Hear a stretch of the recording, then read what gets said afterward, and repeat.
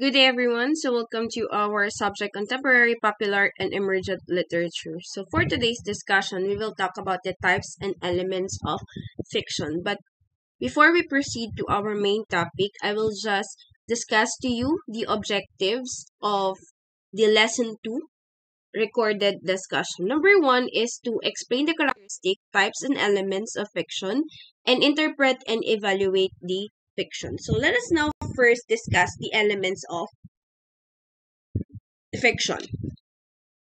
So number one elements of fiction is what we call the conflict. So this is a clash of actions, ideas, desires, or will. So number one is we have the man versus self. So when we say man versus self, this refers to inner conflict when a character's objective is in opposition to her values or long-held deep-seated beliefs, or when her own decisions get in the way of um, achieving her goals. So I have here a short video clip that will show to you the example of man versus self.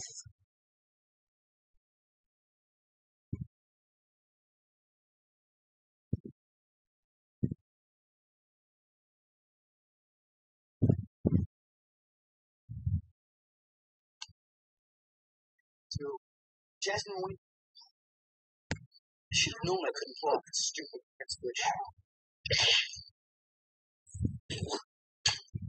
So move. Hey. That's a good one. Can't believe it. I'm losing to a rug. Jeannie, I need help. Alright, Sparky, here's the deal. If you want to court the little lady, you gotta be straight shooter till you got it. What? Tell her. No way! Jasmine found out I was really some crummy street rat. She'd laugh at me. Everyone appreciates a man who can make her laugh. Now, all joking aside, hey, that's the last thing I want. Okay, I'm gonna go see her. I gotta be smooth, cool. How do I look? Like Prince.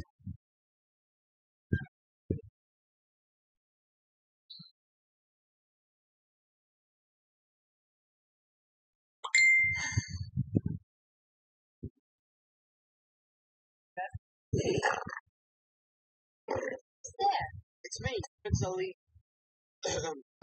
Prince Ali, Babwa. I do not want to see you. No, please, Princess, give me a chance. Just leave me alone. Hell, you have a little bone doing. Come on. Hell, Wait. Do I know you? no. Remind me of someone I met in the marketplace. Marketplace? I have servants who go to the marketplace for me. Why, I even have servants who go to the marketplace for my servants, so it couldn't have been me. Well, I guess not.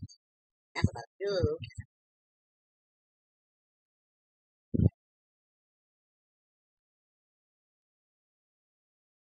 So this is a story of Aladdin. So as you can see in the video clip, Aladdin is very poor and wishes for more. So he becomes a Prince Ali because he doesn't think he is good enough for Jasmine.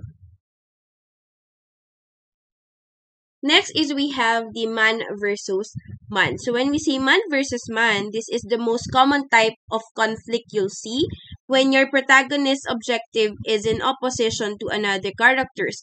So this other character could be an antagonist who actively wants to prevent your protagonist from succeeding, or it could be a well-meaning character, so like a parent or a teacher who has different perspective and enough authority to get in the way, or it could be both. So I have here again an example or a short video clip that will show to you the example of man versus man.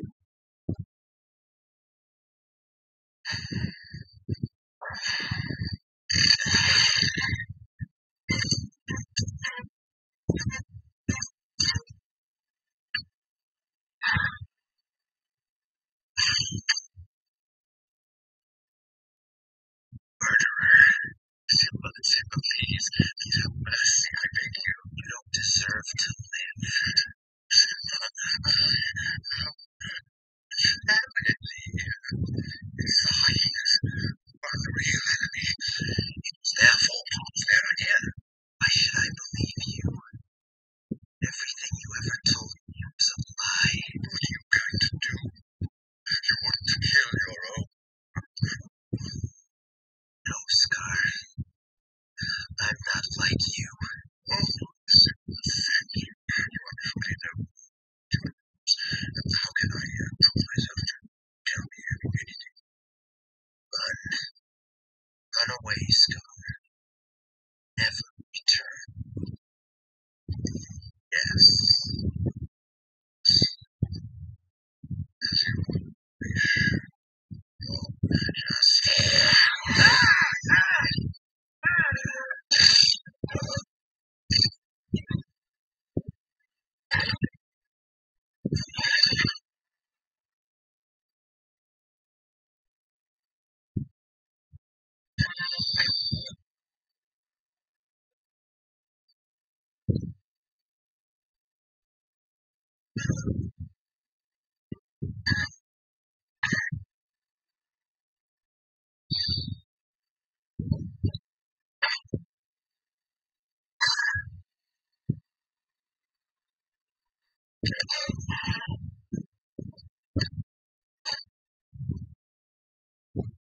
So, as you can see in the video clip, it shows that the protagonist's objective is in opposition to another characters. So, next is we have the man versus external force or man versus society. So, man versus society is an external conflict between the character and societal norms. So the character's value or beliefs or preferences go against what's deemed acceptable or normal within the community. So this is an example of another of man versus external force or society.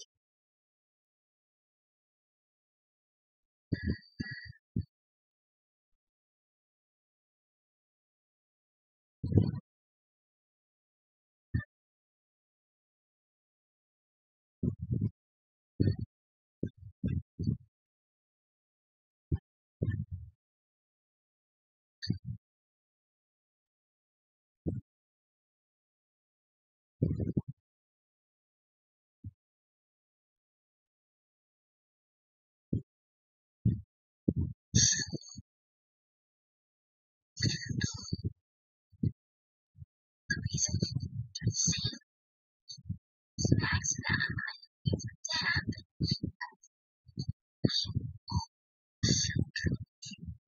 No one ever sleeps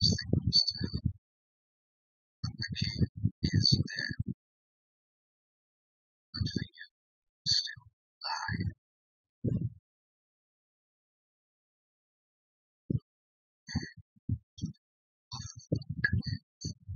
What am I gonna do?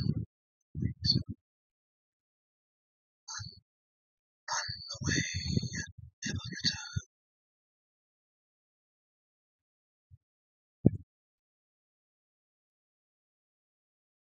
So this is the example of the man versus society.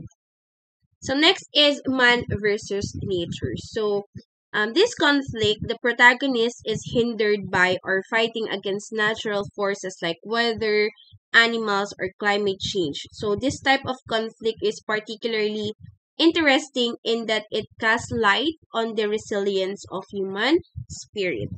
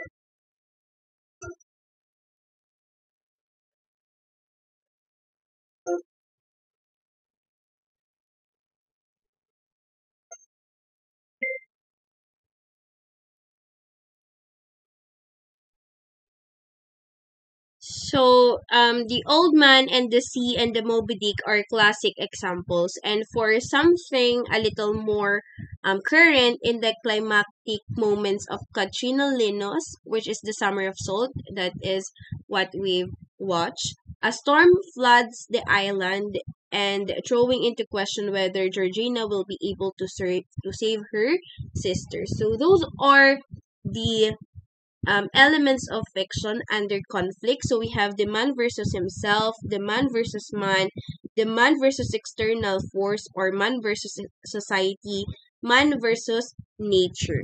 So we have also what we call the protagonist. So when we say protagonist, this is a central character in a conflict, sympathetic or unsympathetic. Next is we have the antagonist. So when we say antagonist, this is any force against protagonist. So those are the elements of fiction under the conflict. So another elements of fiction is we have what we call the suspense. So under the suspense is we have the mystery, which is the unusual set of circumstances for which the reader craves an explanations. Next is we have the dilemma. So when we say dilemma, this is a position in which he or she must choose between two courses of action, both undesirable. Next is we have the ending. So in ending, the question is it logical within the story's own terms, and does it afford a full, believable revelation? So when we have the surprise ending, this is a sudden, unexpected turn or twist and furnishes meaning illumination, not just a reversal of expectation. That is the surprise ending. Next is we have the happy ending. So the happy ending is more common in commercial fiction, just like the example flash on our screen. Next is the unhappy ending. This is more common in a literary fiction because it more closely mirrors real life and forces readers to contemplate the complexities of life. So that is the unhappy ending. Next is indeterminate ending. So no definitive conclusion is reached but need not be in terms of a resolved conflict. So these are the elements of fiction under the ending. So we have the surprise ending, the happy ending, the unhappy ending, and the indeterminate ending. So we have also the artistic unity. So there must be nothing in the story that is irrelevant. Nothing does not advance the central intention of the story. So we have the plot manipulation. So this is the unjustified turn in the plot by the situation or the characters. So next is we have the chance, which is the occurrence of an event that has no apparent cause in previous events or in a predisposition or of character. Next is we have the coincidence. So this is the chance occurrence of two events that may have a peculiar correspondence. So consider the function of a plot in trying to understand the relationship of each incident to the larger meaning of the story. So next is we have the characterization. So under the characterization, we have the direct presentation. So readers are told straight out what the characters are alike, or they have another character in the story describe them. So this has a little emotional impact. Next is we have the indirect presentation. So the author shows us the characters through their actions. So we determine what they are like by what they say or do. In good fiction, characters are dramatized. Next is we have the principles of characterization. So number one is characters are consistent in their behavior unless there is a clear reason for the change. Characters' words and actions spring from motivations the readers can understand and believe. Next is we have the characters must be plausible or lifelike, not perfectly virtuous or monsters of evil. nor can they have some impossible contribution of contradictory traits. So under of this, we have the flat characters. So these usually have only one or two predominant traits. They can be summed up in the sentence or two. Next is we have the round characters.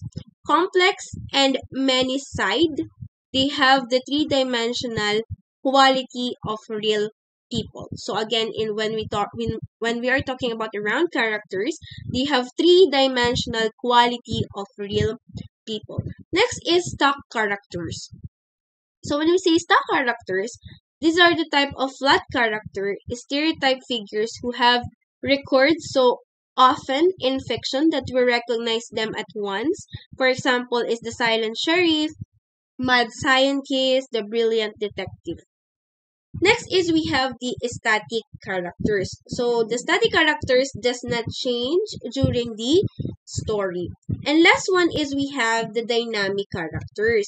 So the dynamic characters, these are the characters that is developing, that undergoes distinct change of character, personality, or outlook.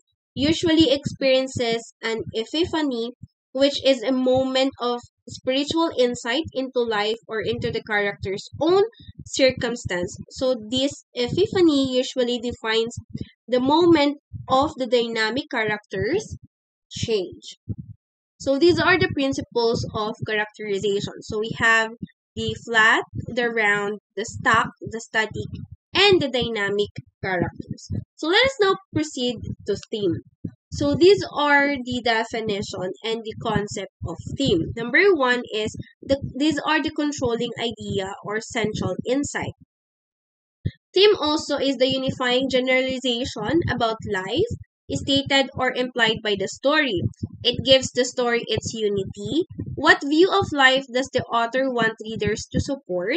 The theme should be expressible in the form of a statement with a subject and a predicate, not just a motherhood or loyalty. And theme must be a statement about the subject. The theme should be stated as a generalization about life.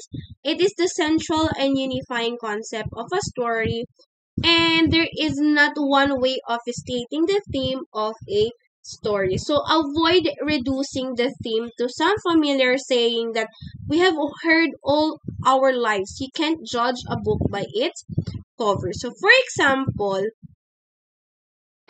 motherhood sometimes has more frustration than rewards. Loyalty to country often inspires heroic self-sacrifice.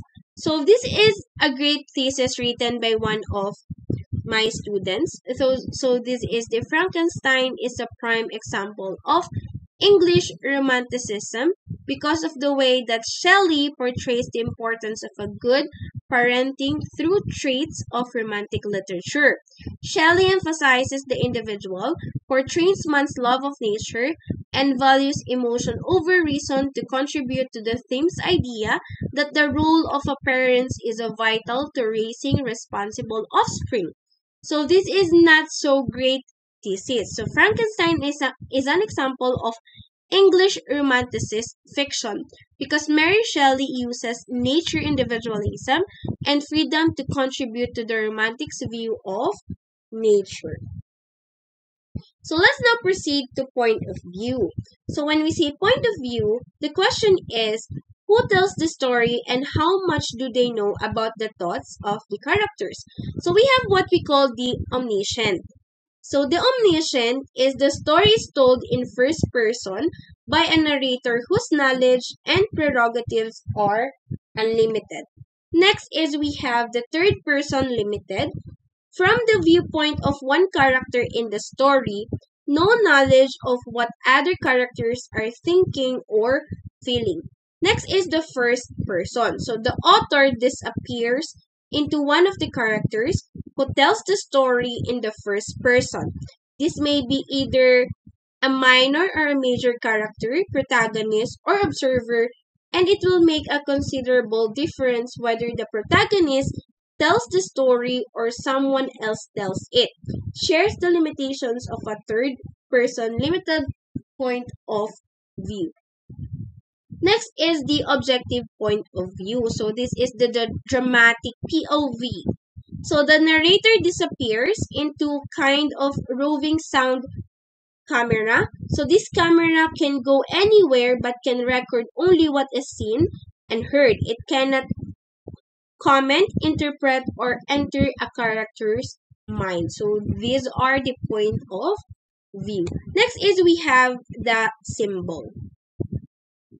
So in symbol, when we say symbol, this is something that means more than what it suggests on the surface. It may be an object, a person, situation, action, or other element. So we have the name symbolism. So for example, Adam and Phoenix. While on the object symbolism, a flag, a wedding ring, a red, and so on. In action symbolism, we have the journey. Setting symbolism, the example of this is the landscape, the railway station. So these are the clues for identifying symbol. So number one is the story itself must furnish a clue that a detail is to be taken symbolically, usually by emphasis, repetition, or possession. Next is the meaning of the literary symbol must be established and supported by the entire context of the story. A symbol also may have more than one meaning, a cluster of meanings. Under the clues for identifying symbols, we have what we call the allegory. In allegory, a story that has a second meaning beneath the surface, adding significance. So that is what we call the allegory. Next is a fantasy. So when we say fantasy, this is the non-realistic story and transcends the bounds of known reality. Next is humor. So humor appears in many serious works, usually conveyed through irony. So the irony is a technique used to convey a truth about human experience by exposing some incongruity of a character's behavior or a society's traditions. So irony helps to critique the world in which we live by laughing at the many varieties of human eccentricity and folly. So in irony, we have what we call the verbal irony. So this is the simplest kind, sarcasm or word play. Aside from verbal irony, we have the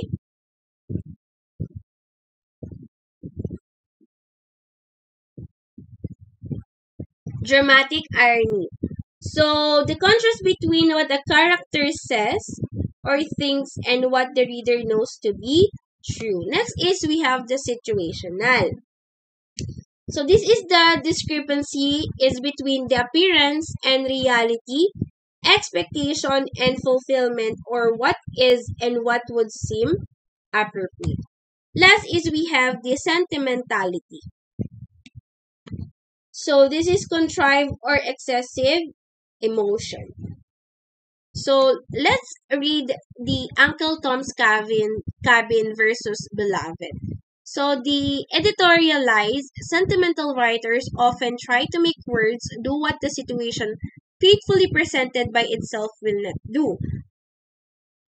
They comment on the story and in a manner instruct us how to feel or how they overwrite and poeticize, use an immoderately heightened and distended language to accomplish their effects. Also, they excessively use detail, which all point one way toward producing emotion rather than conveying the truth. So, the dying child always happy, never moody or crying. So, this is according to the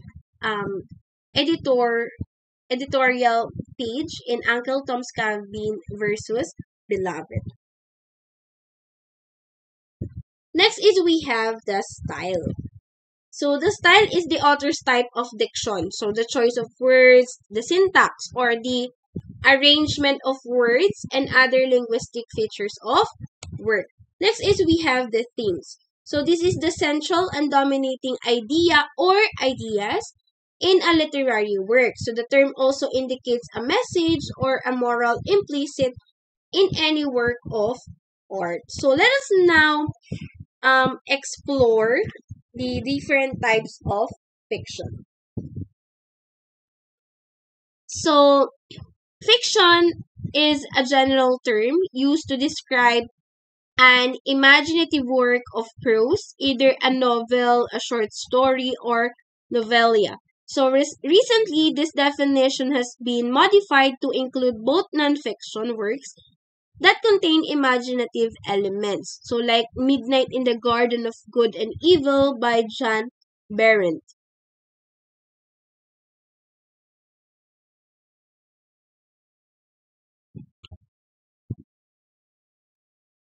So there are two main types of fiction that are literary and commercial.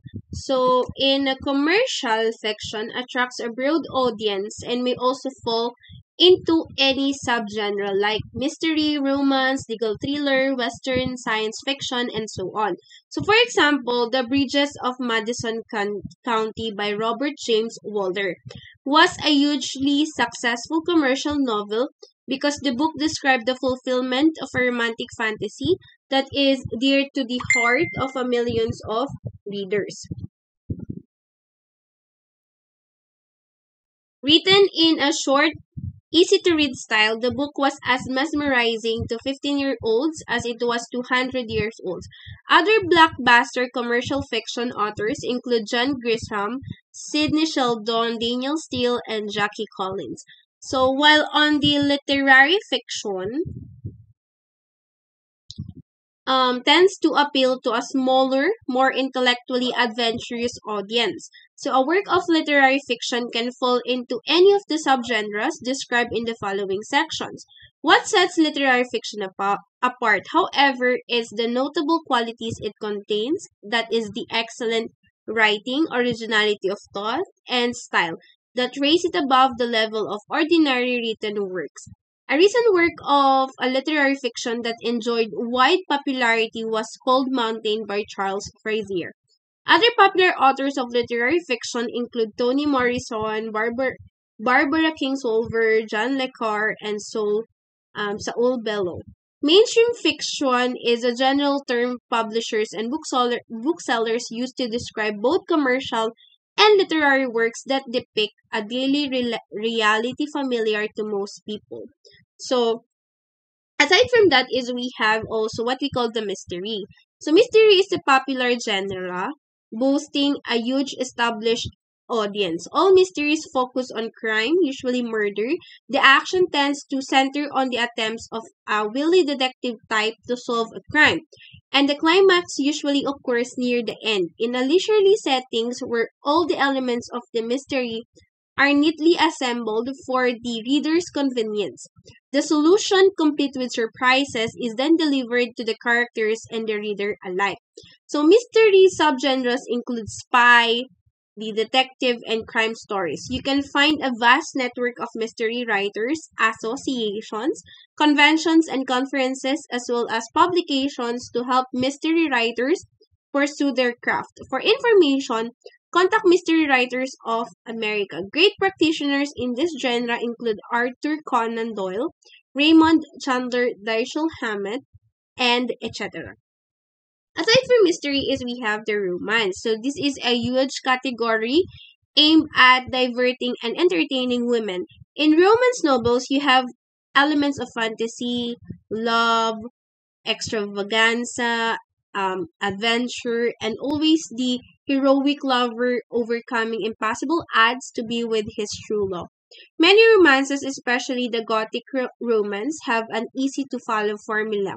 A young, inexperienced girl living a somewhat remote existence, courted or threatened by an evil man and then rescued by a valiant one. Other subgenres include the historical, contemporary, fantasy romance, and romantic suspense. If historical detail and settings interest you, try writing a regency of historical romance. If you enjoy a dash of mystery or intrigue, then romantic suspense novels are for you. However, if you're interested in more modern stories with sexual candor, then consider writing a contemporary romance. Next is we have the women's fiction.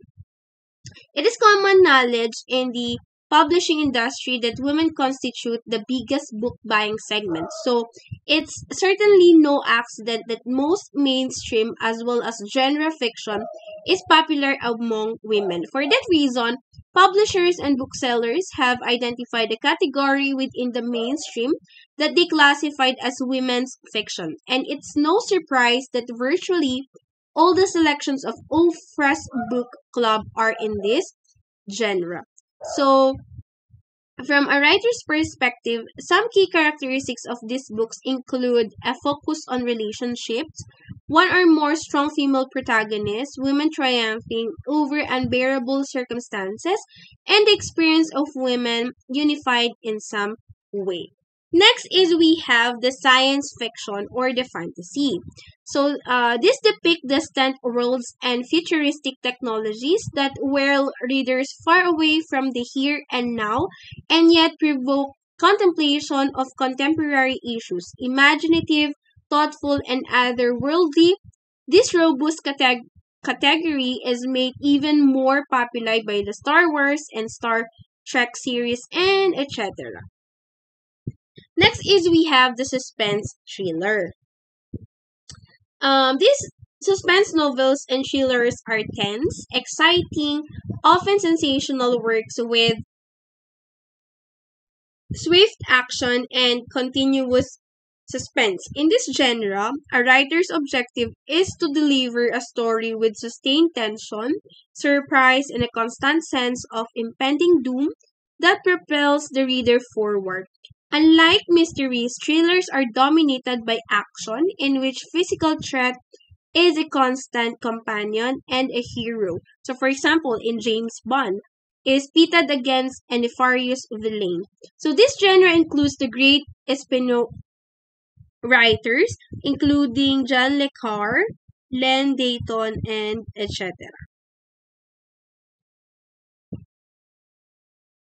Next is we have the Western. This is known simply as Westerns. These novels about life on America's post-Civil War Western frontier usually involve conflicts between cowboys and outlaws, cowboys and Native Americans, or Easterners and Westerners. While this category still has a mass market audience and a thriving regional market, it's not the popular genre it was 25 years ago. So if you're interested in writing a Western, contact the Western Writers of America and um, Zane Grey and Louise L'Amour are still among the popular Western writers.